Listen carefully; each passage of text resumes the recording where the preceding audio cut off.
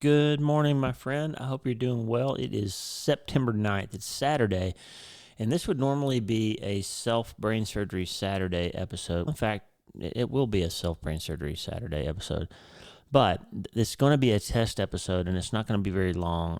I've intimated to you, I've actually said it to you a few times recently, that we're having some sort of big problem with Substack and the way that Substack distributes podcasts. So, just in case you're not super familiar, the way podcasting works is you have a computer company that hosts the podcast. So when I record an episode, I upload it to Substack, and then they distribute it out to all the places where people listen to podcasts. So some of you listeners may listen on the Substack app, and that's great because everything I do shows right up in Substack instantly.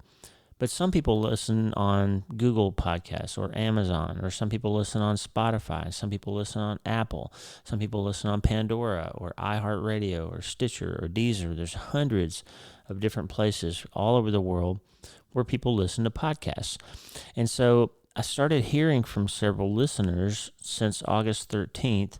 People were writing in. The first one was for Spotify. Somebody said, "Hey, I haven't seen a new episode in a few days," which got my attention because I've been doing episodes every day.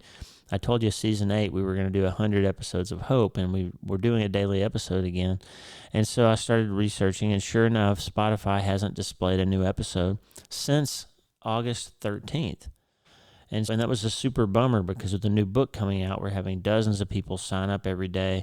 Ann Voskamp ran a guest post. We had several hundred people sign up on the same day, and they're not finding my podcast. So they're getting signed up to my newsletter, but they're not getting new episodes of the podcast unless they happen to go to Substack. And so that's a big problem, right? We're getting all this new traffic and all these new listeners who are looking for hope, and I'm doing all this work and providing content, and it's not getting out there. Then I looked at Apple, and Apple's doing something even weirder. So Apple's displaying each new episode for the day that it's up, and then as soon as I post a new one the next day, that one goes away. So if you happen to listen to yesterday's episode, Be Kind to Yourself, for example, and you got today's episode, then yesterday's would disappear like it never existed. And then there was a gap all the way back to August 13th, and I'm hearing from lots of people. Marnay Sprouse and several people have written in and said, "Hey, everything in Apple says I've already listened to it. There's not a new episode in 2 weeks except the one for today." And I reached out to Substack numerous times. I've been back and forth with their tech support, and they basically can't figure it out. And that's what made me realize for the first time the real problem with Substack. And the problem with Substack is they tried to put everything, newsletter, social media, podcasting, everything in one place. They tried to jam all these different things into one place, and that was great for me as a content creator because it eliminated me having to use 5 or 6 different apps to get the content out to you that you need to have. But it turns out that podcasting is a niche thing, and Substack tech support doesn't have any depth. They don't have any expertise. And when I made them aware of the problem, their response was, "It looks fine on our end. Maybe Apple and Spotify and iHeartRadio and Pandora and Deezer and Stitcher and all these other ones, they all broke in the same way on the same day." So they literally sent me a list of all these contact forms that I'm supposed to reach out to all these content providers, all these podcast hosting providers, and say, "Hey, something's wrong with your feed." So they basically put it back on me to go do all this tech work.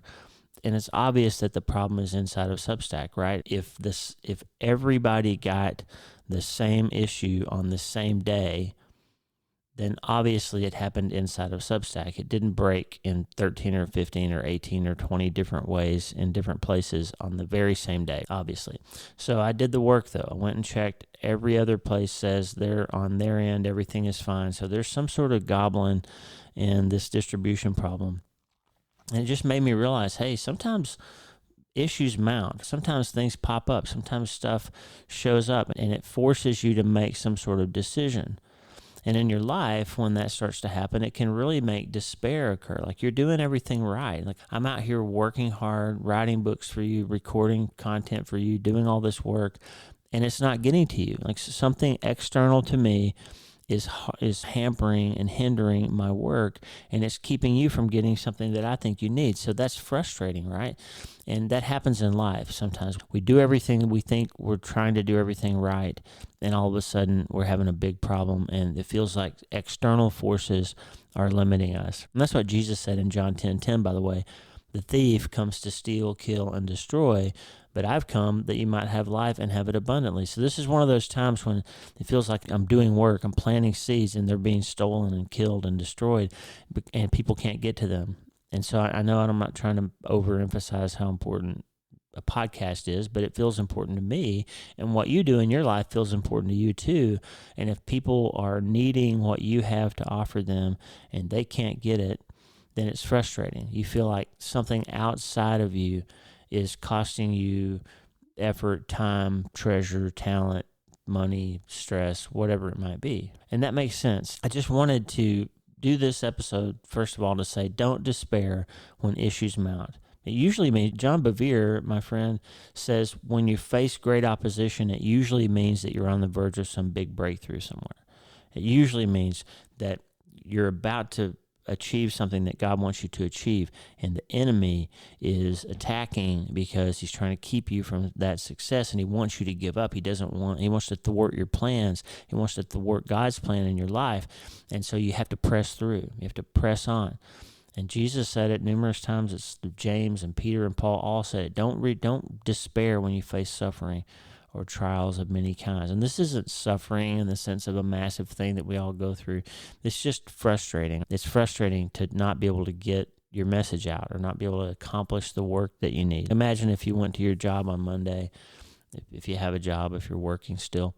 If you go to your job on Monday and your computer won't work and the copier won't work and your boss leaves a note on your desk that says, hey, I need you to call me immediately, and you call them and it goes straight to voicemail and you can't get through, and you call your customer to try to make the sale and they're on vacation, and just every email you send when you finally get your computer working bounces back and says I'm on vacation for 2 weeks. You just can't get anything done.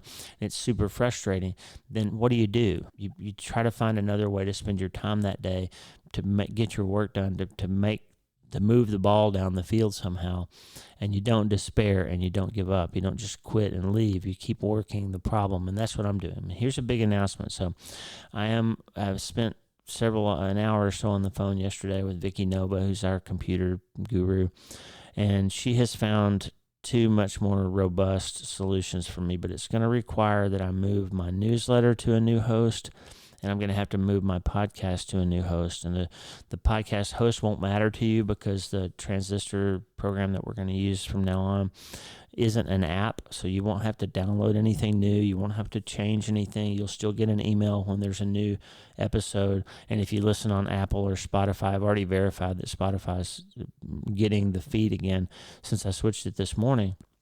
But basically, I have to go in and switch, and I'm going to have to manually upload every episode from August 13th to yesterday because they're not being pushed out by Substack. So that's going to create a few hours of work for me today.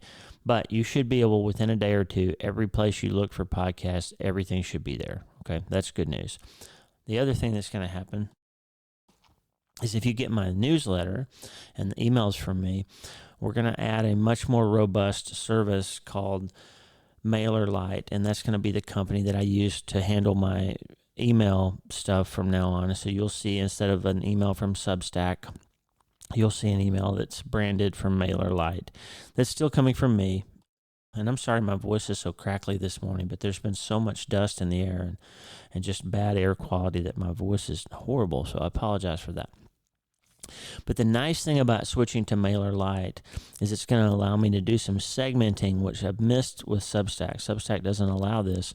That you're going to be able to basically go in and change your preferences and say, hey, I don't want an email every day when there's a new podcast. I only want Dr. Warren's weekly newsletter. I only want the Self Brain Surgery newsletter.